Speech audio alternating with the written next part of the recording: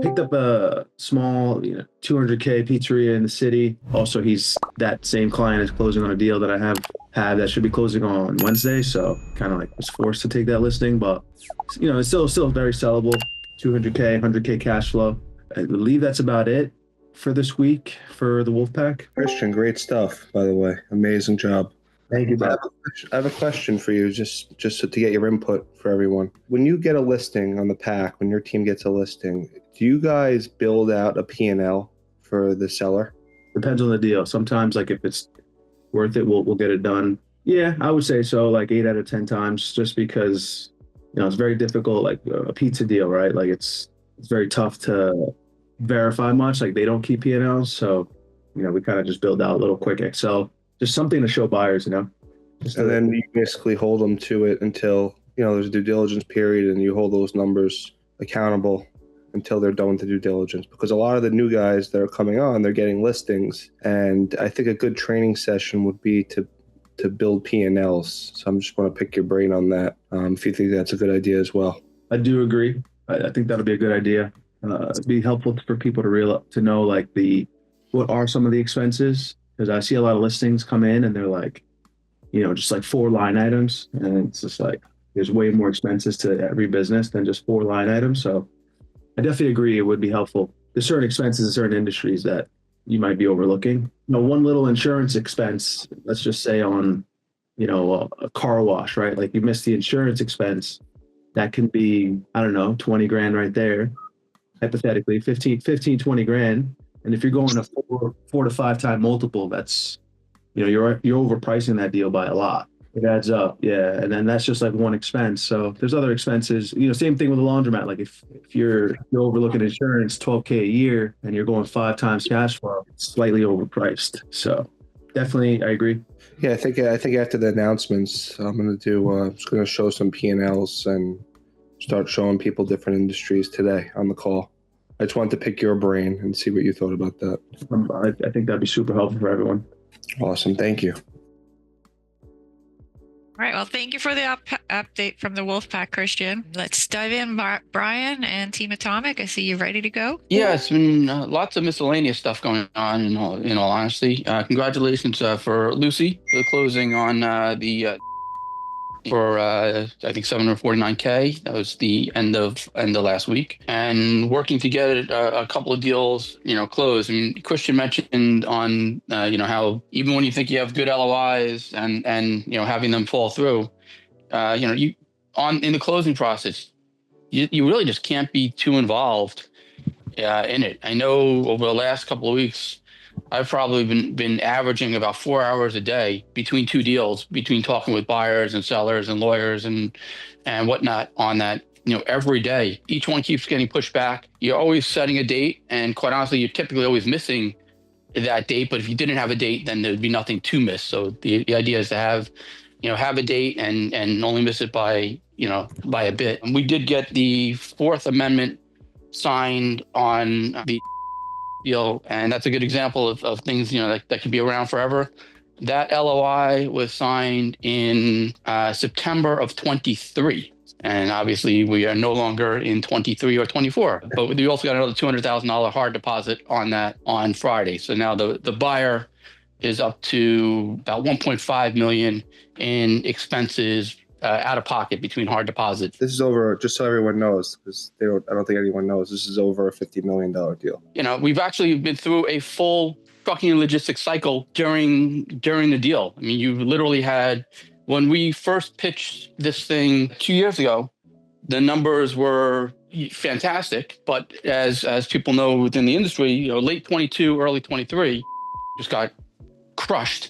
And typical revenues in 23 and 24 down 50% or more.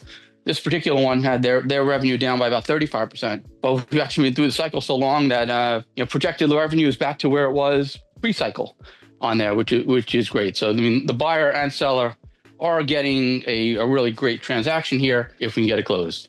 That's all I have for now. The one thing I did want to mention, I've seen a few valuations coming through on a couple of businesses, and some people are adding in the equipment plus the multiple on EBITDA, and you really shouldn't be doing that because the equipment is generating the EBITDA. If a company has $1 million in equipment and the typical company in the industry only has $500,000 in equipment, you can add in that differential. But if the company has a few $100,000 in equipment and that equipment is being used to generate the few $100,000 in EBITDA, you don't want to be adding that equipment on top of the valuation. It's going to be priced a bit too high. And I've seen a few of those out there. So just wanted to mention it. Yeah, I think the most important thing when selling businesses, Brian, tell me if I'm wrong, is pricing the deal correctly. Because if you overprice it, it's just going to sit. By far, the biggest thing is a quality deal priced right.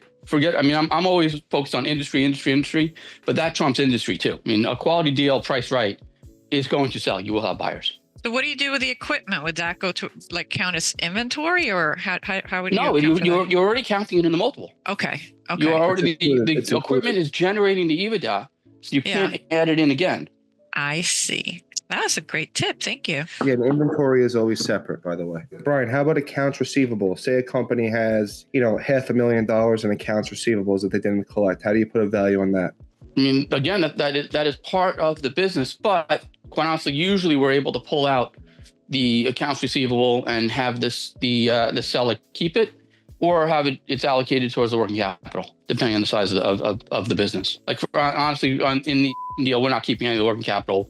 It's going towards obviously the working capital peg. On that deal from a couple months ago, we were actually able to keep all of the receivables through close, which honestly caused a pretty significant issue that really we had to fight through for a couple of months at the end. Because we did that, in essence, the buyer wasn't getting any working capital, and the buyer had to take about $450,000 out of pocket above the transaction value to run the business. We ended up donating about $40K from our commission as a start towards that working capital. It was great in the beginning to get the seller to keep that receivable, but it also caused a lot of problems on the ability to close the transaction. Right. I have a quick question. This is Dino. What about in the liquor store? Because in the liquor store business, we have a gentleman who says, well, okay, that's my price, but I also have all this inventory. And that sort of could be a deal breaker. Liquor store is typically plus inventory. It's typically plus inventory. So you're usually going to sell liquor store at a percentage of gross sales plus inventory. The seller typically finances the inventory, though, at a very friendly rate. It is not unheard of to have zero interest. And honestly, in certain markets like it's not unheard of for the buyer to get a 20% discount on that inventory. Okay. But it is additional. Thank you. All So right. that's all I got. All right. Thank you so much, Brian. Nick, can we get Nick Martello on real quick? Yes, we can. I'm here. Hey, Nick. So I want you to go over a couple of your deals, too, that we're working on. Yeah, me and Anthony DeLuca are close on a $9.5 million deal in Montauk. We're right there. I brought Mike in to help. I mean, I've been doing this a year. I'm successful at it, but don't be afraid to ask somebody for help. I mean, Mike's a pro at this, so need help to get to the finish line with that one. So this deal, which I'm working on as we're speaking right now, they're a little far apart in the price. They're about 10%. They're not crazy far apart. They're about 10% apart. And what I didn't know in the deal that there are two businesses that come with this property. I didn't know that. One of them does over $2 million a year, and the other one is a donut shop that, it's a wet store, meaning that there's a kitchen, and that definitely has a value of $150,000, $200,000, and then the $2 million apparel store easily is worth $750,000, $800,000. So that's our 10% right now. So what I'm doing is I'm breaking down, Nick, the property value and the business value, and then we're going to send it to. It's good to let the buyer sit for a day because they might get a little antsy. But today we'll have an email to them. You already called us like 3 times last night. They really want it. Exactly. So let them marinate and tell them that, Mike, the guy you spoke to, he's putting together a nice spreadsheet and he's got other buyers, but he's going to get back to you. Okay. What do you think we meet in the middle? 9.5? If the seller will go down that much. I mean, she said she'll take 10. So, I mean, He's already at 10, so we're close. Yeah. Also, let's talk about Johnny Catalano. I don't know if he's on the phone right now. Hey, Mike, so 1 second yeah. on that one. Are you seller financing part of it? That's the last resort here. Yeah. Okay, well, So just playing with the rate over there is obviously another lever as well on the seller financing, because just in terms of math, and I mean, it doesn't sound like there's much of an earnout that can be achieved if it's only those two businesses that you're mentioning. But that would be the other way to sort of make that gap up is for having if that owner is pitching that, hockey stick growth, or we're gonna have 2025, 2026 could be fantastic years. Structure it so that the owner is capturing a third of the profits, of the incremental profits of those years. It's a win-win for buyer and seller. In that case, it's another approach I've taken. Yeah, no, it's a great point. Great point. We can structure it that way. We can structure it where they buy the property and then they have a note on the business. But I can smell. This is a deal where I smell blood, meaning I know the buyers really want it, and they offered one offer, they didn't come up yet. So sometimes you got to let people sit. There's so much strategy that goes into this. They called Nick 3 times already. That's good for me to know. So the next email that I send over, I'm going to tease them. I'm going to tell them, listen, we've sold 1 million businesses like this. You're actually getting the best deal of your life, and we'll make them want it even more. But yeah, no, Brian, I appreciate that. Yeah, Mike, I'm actually on the call. It's John. All right, good. I want you to pitch the new pizzeria to everyone because we might have other buyers. You want me to pitch it right now? Yeah, pitch it right now. This is the best pizzeria we have, everybody. So guys, this pizzeria has been around for like 30 years. The 2 brothers, they own like 3 of them. They already sold off 2 of them over the years. So they're pretty much getting ready for retirement. So we have a deal of 1.2 million for this place. It's doing about 600,000 in net.